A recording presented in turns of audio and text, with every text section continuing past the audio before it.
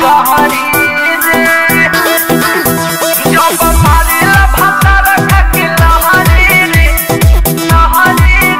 तनी लीवन के जैसे हम कहरी।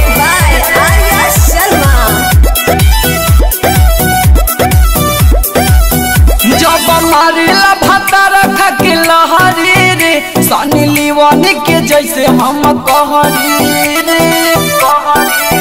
जब मारेला भातार खाके लहरी रे सनी लीवन के जैसे हम कहरी रे। मोरा खाई के जोबन बड़ी करेला गजन उतना बुझता रे माल हमके सहरी रे। जब मारेला भातार खाके लहरी रे सनी लीवन के जैसे हम कहरी रे जब मारेला भातार खाके लहरी रे सनी लीवन के जैसे हम कहरी रे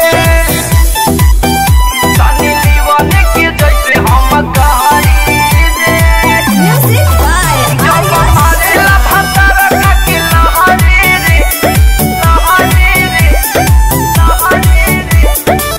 उठे दर्दिया तो सह नहीं पाई रे मुँह से निकले खाली माई रे हाँ हाँ उठे दर्दिया तो सह नहीं पाई रे मुँह से निकले खाली माई रे। नहीं बुझेला दर्द बाबे दर्दी मरद सभे टूटी जाला घरवा के बहरी रे। जब मारेला भातार खाके लहरी रे सनी लीवन के जैसे हम कहरी रे जब मारेला भातार खाके लहरी रे सनी लीवन के जैसे हम कहरी रे सनी लीवन के जैसे हम कहरी रे जब मारेला भातार खाके लहरी रे गोलूराज रिकॉर्डिंग स्टूडियो बघौज घाट।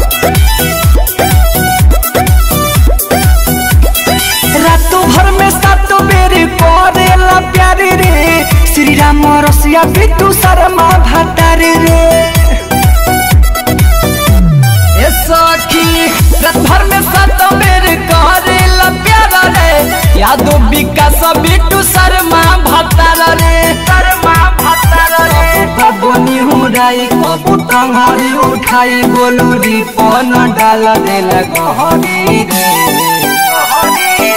जब मारेला भातार खाके लहरी रे सनी लीवन के जैसे हम कहरी रे जब मारेला भातार खाके लहरी रे सनी लीवन के जैसे हम कहरी रे।